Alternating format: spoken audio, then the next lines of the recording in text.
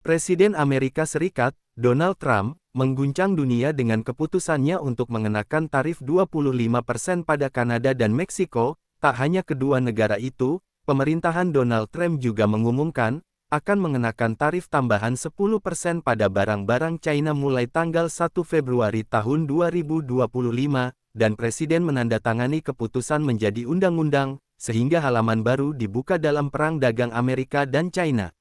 Mengapa Trump bersikap begitu keras pada China? Bagaimana China menanggapi keputusan tarif Amerika? Bagaimana ketegangan antara dua ekonomi terbesar dunia ini akan berakhir? Kita sekarang akan menganalisis tanggapan China terhadap Trump, dan semua pertanyaan secara mendalam. Tanggal 1 Februari tahun 2025 akan dianggap sebagai titik balik bagi ekonomi dunia. Penargetan Trump secara bersamaan terhadap China, Uni Eropa, Kanada, dan Meksiko dengan tarif, mengubah keseimbangan ekonomi dalam sekejap, tetapi tampaknya China tidak begitu mudah dikalahkan. China sangat kuat di banyak bidang, mulai dari kendaraan listrik, mineral logam, hingga barang mentah. Sekarang China menanggapi dengan sangat keras, tarif Trump di pihak China sudah ada pernyataan, reaksi terhadap keputusan Trump di masa lalu, China telah mengenakan tarif pada produk pertanian dan teknologi tinggi dari AS. Pandangannya adalah, bahwa tindakan serupa akan diikuti sekarang. Terlebih lagi Tiongkok telah memberikan sinyal bahwa, mereka mungkin akan membalas sektor teknologi AS dengan mengenakan pembatasan ekspor pada mineral strategis seperti gallium dan geranium, terutama kendaraan listrik dan baterai. Dengan langkah terbarunya, Tiongkok membalikkan agenda dunia dan meningkatkan tarifnya hingga 75%. Dua ekonomi raksasa yang telah bergerak melawan satu sama lain dalam perang dagang untuk waktu yang lama, kini telah memasuki fase baru. Fase ini membuat semua orang bertanya, apakah kedua negara ini menuju ke arah putusnya perdagangan yang tidak dapat diubah. Pusat tarif ini adalah produk industri utama seperti kendaraan listrik dan baterainya, sektor otomotif pasokan semikonduktor, bahan teknologi tinggi berada dalam badai yang akan mempengaruhi seluruh pasar di sisi AS. Kita melihat bagaimana Donald Trump telah memainkan kartu tarif sejak saat pertama dia menjabat. Tarif tingginya di Kanada, Meksiko, dan China telah menyebabkan kehebohan. Setelah kebijakan tarif ini, China tidak hanya tinggal diam. Pada awalnya pemerintahan Beijing bersabar, tetapi tampaknya sekarang telah kehilangan kendali, karena kenaikan tarif 25% sangat jarang terjadi dalam sejarah perdagangan dunia. Umumnya dalam sejarah perdagangan, tarif yang tinggi seperti itu menyebabkan gempa ekonomi besar.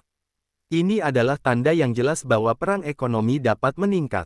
Dengan pembalasan China, Washington telah menempatkan dirinya dalam goncangan besar, dan dengan tergesa-gesa mempersiapkan strategi baru. Jadi mengapa kendaraan listrik menjadi pusat krisis ini dalam beberapa tahun terakhir? AS telah melihat mobil listrik sebagai industri masa depan dan mulai menawarkan dukungan serius kepada merek seperti Tesla di pasar domestik. Sementara pada saat yang sama memberlakukan pembatasan untuk melemahkan persaingan dari China. China sudah menjadi produsen baterai kendaraan listrik terkemuka di dunia, di satu sisi memiliki pangsa besar di pasar baterai litium. Sementara di sisi lain menciptakan kapasitas produksi yang besar di pasar domestiknya dengan merek seperti BYD dan NIO. Sekarang tanggapan China terhadap tarif AS pada kendaraan listrik, baterai, dan mineral penting, telah dirancang untuk menempatkan produsen mobil Amerika dalam posisi yang sulit. Ini menunjukkan bahwa pembalasan China sengaja menargetkan urat nadi AS. Pembalasan besar-besaran China terhadap produk-produk AS ini memengaruhi banyak sektor. Pertengkaran ini merupakan lanjutan dari ketegangan yang telah meningkat secara berkala sejak 2018. Trump memberlakukan tarif besar-besaran pada Tiongkok selama masa jabatan presiden pertamanya, dan Tiongkok membalas dengan bea tambahan pada produk-produk AS.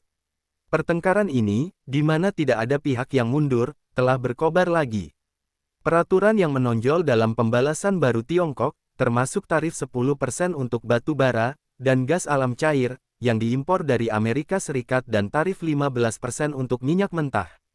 Ini dapat mempersulit AS untuk mengakses pasar Tiongkok, terutama di bidang bahan bakar fosil.